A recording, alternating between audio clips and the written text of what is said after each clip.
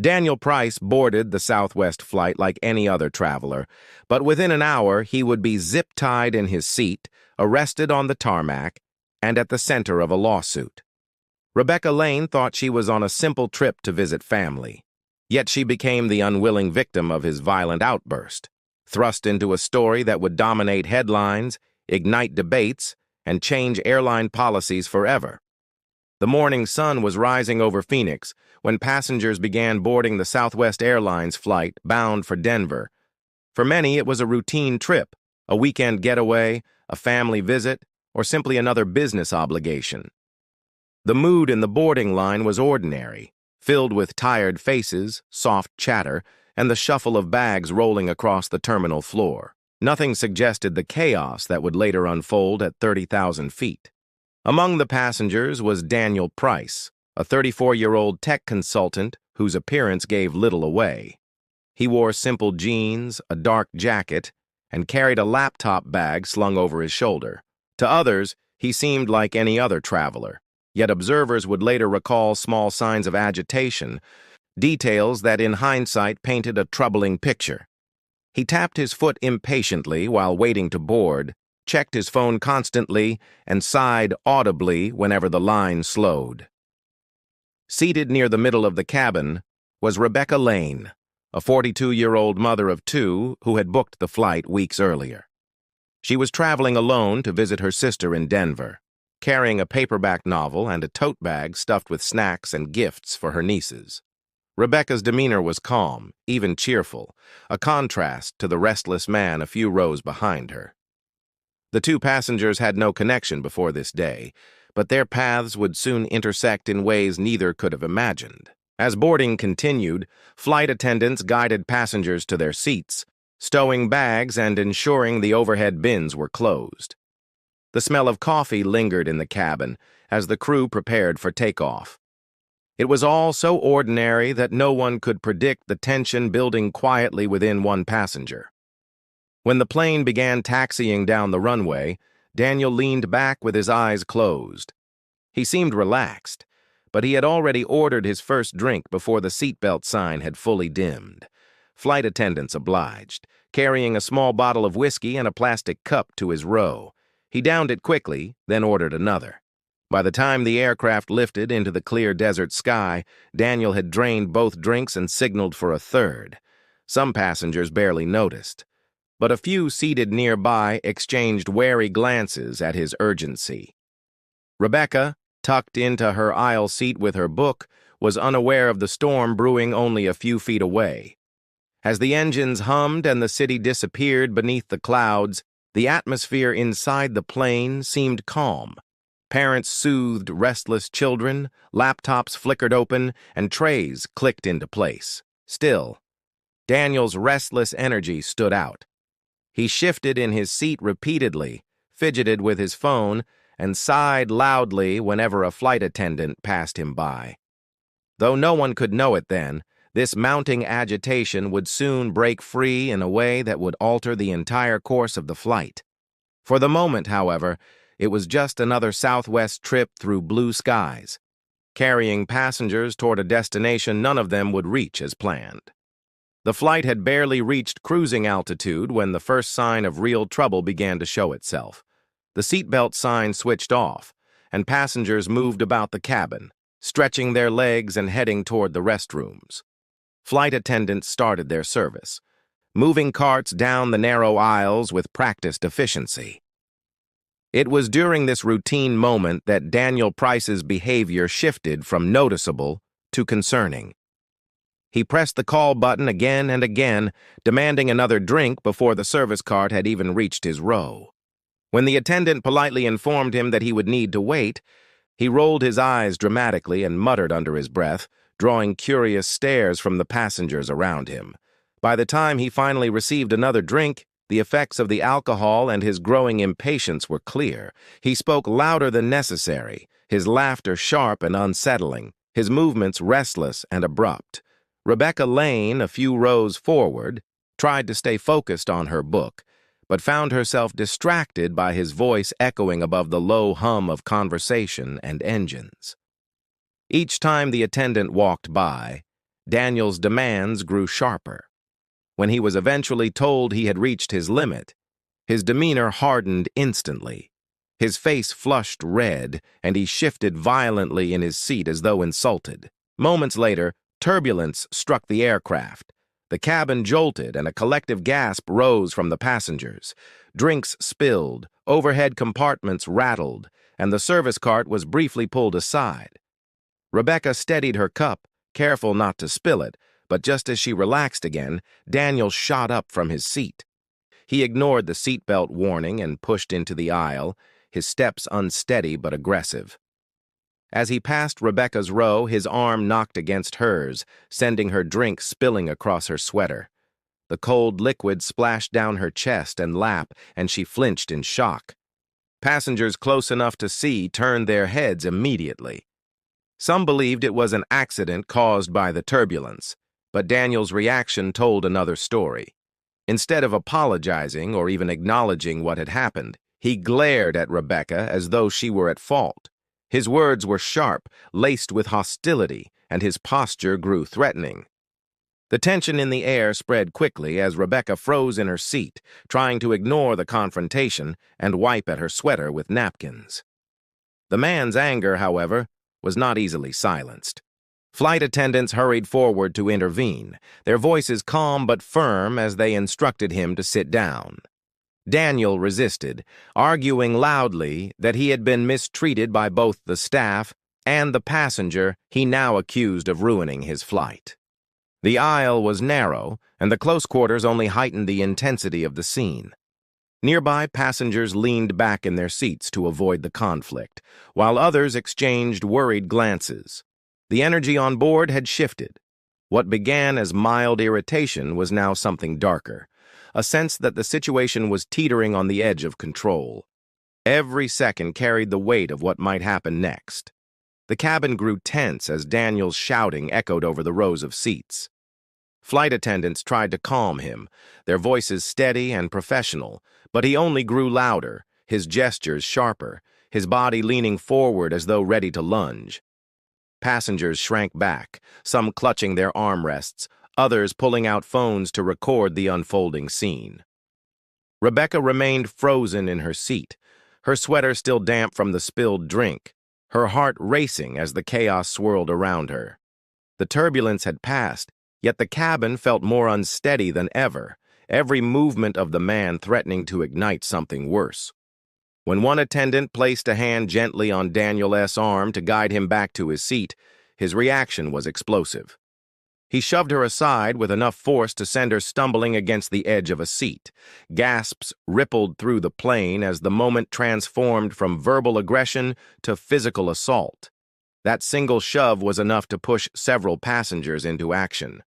3 men stood quickly, closing in on him before he could make another move. In the cramped aisle, the scuffle erupted violently, bodies colliding against seats as passengers tried to wrestle him under control. The sounds of struggle filled the cabin, shouts, grunts, the metallic clang of the service cart being shoved out of the way. Rebecca tried to press herself as far into her seat as possible, but even there she was not safe. As the men grappled with Daniel, his flailing arm struck her shoulder, jolting her sideways and leaving her stunned with pain. Others nearby cried out in alarm, children whimpered, and at least one passenger frantically pressed the call button over and over. The airplane, once calm and orderly, had turned into a narrow battleground above the clouds. Realizing that the situation was spiraling out of control, the flight attendants retrieved the emergency restraints kept on board for exactly this kind of threat.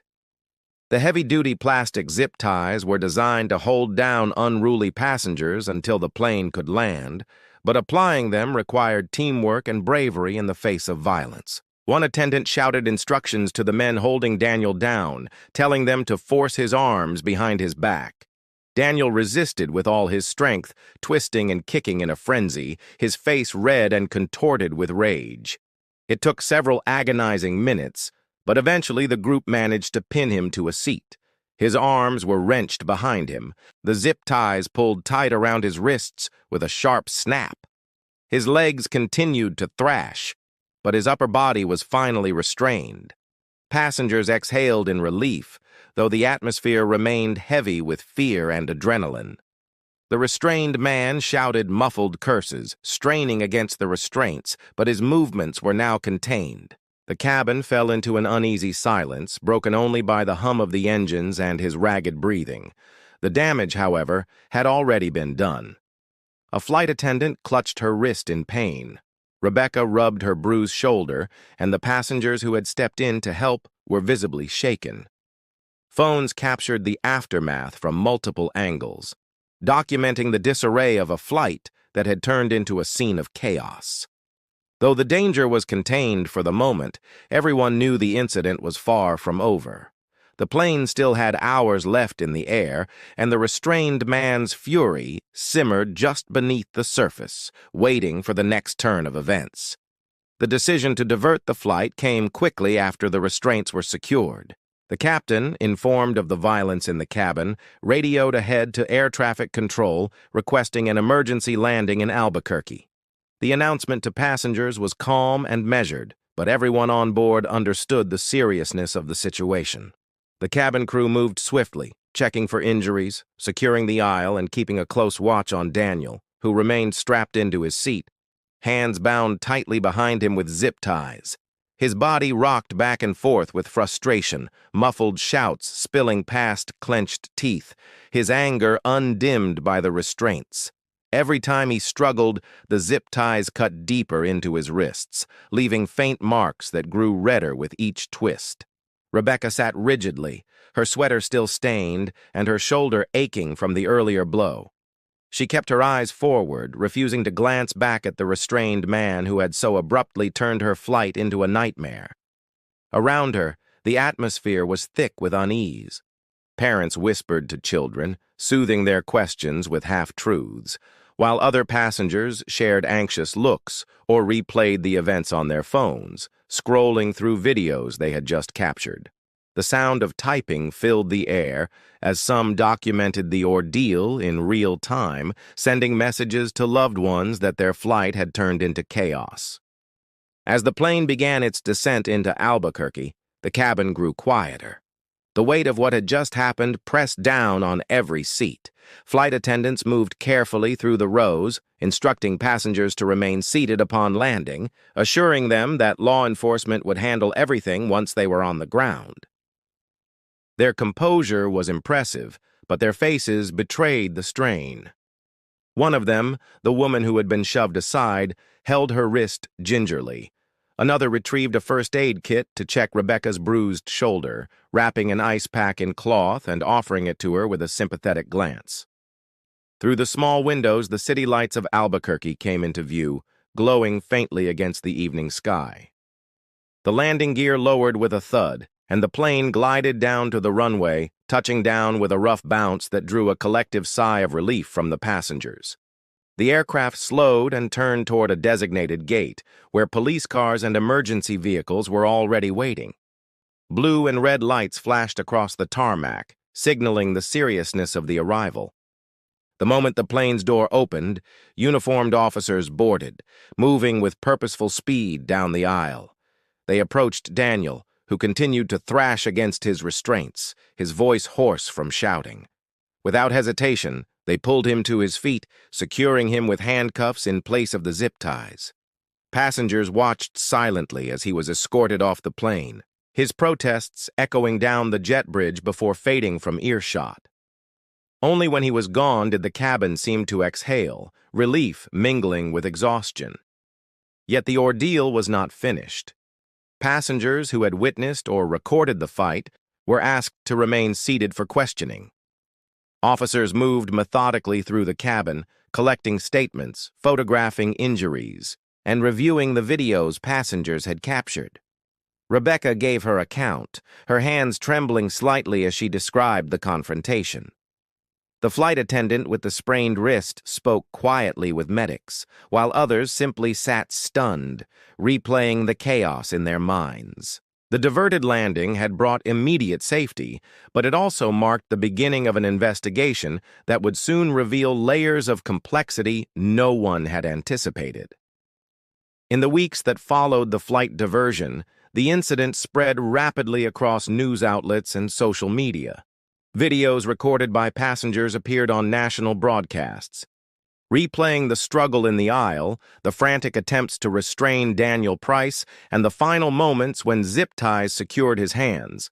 Headlines framed the event as both shocking and unsettling, sparking debates about passenger behavior, airline responsibilities, and safety in the skies. For Rebecca Lane, the experience did not end when she walked off the plane. Her shoulder remained sore for days, but the greater wound was emotional. She found herself reliving the moment of impact, the fear of being caught in the middle of the violent outburst, and the sense of helplessness when the confrontation exploded around her. It was this lasting trauma that pushed her to pursue legal action. The lawsuit she filed named both Daniel and Southwest Airlines. Against Daniel, she alleged personal assault and emotional damages, citing the physical bruise and the lingering anxiety that disrupted her daily life. Against the airline, her claim was negligence.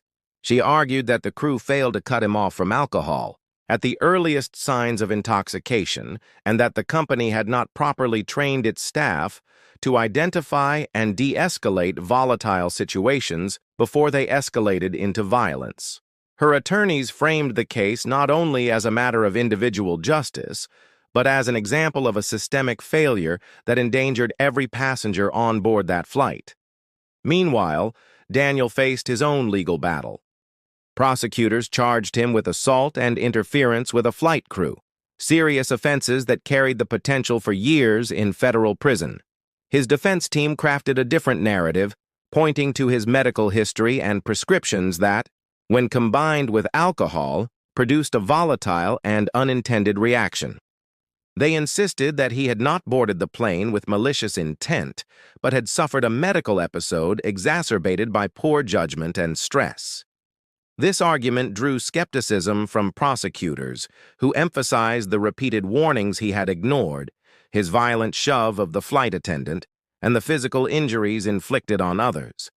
As both cases moved forward, the public's interest grew. Commentators on television debated whether the airline should bear responsibility for over-serving alcohol, while others argued that Daniel alone was accountable for his actions. The viral footage, replayed endlessly, became both evidence and spectacle. Passengers who had been on board found themselves thrust into the media spotlight, their first-hand accounts adding to the narrative that the flight had been a terrifying experience. Rebecca's decision to speak openly about her trauma gave the story a human face, one that resonated with viewers who imagined themselves in her place. Months later, the courtroom was filled with reporters as hearings began. The prosecution laid out the sequence of events with precision, while the defense countered with medical records and expert testimony. Rebecca's civil lawsuit progressed alongside the criminal case, weaving a complex web of legal consequences. The final outcomes would take time, but even before verdicts were reached, the incident had already reshaped policies within the airline industry. Southwest quietly adjusted its alcohol service guidelines, and other carriers followed, tightening restrictions to prevent similar chaos in the skies. The story, which began as a sudden explosion of violence on a routine flight, evolved into a cautionary tale retold across the country. It became a reminder that one person's outburst can alter the course of an entire journey, that a single confrontation can lead to lawsuits, arrests, and policy changes. For Rebecca, the lawsuit was a way to reclaim control over the fear she had endured. For Daniel, the legal battles would define his life for years to come. And for the public, the shocking images of a man restrained with zip ties at 30,000 feet became an unforgettable symbol of just how fragile order can be when tempers flare in the confined space of an airplane cabin.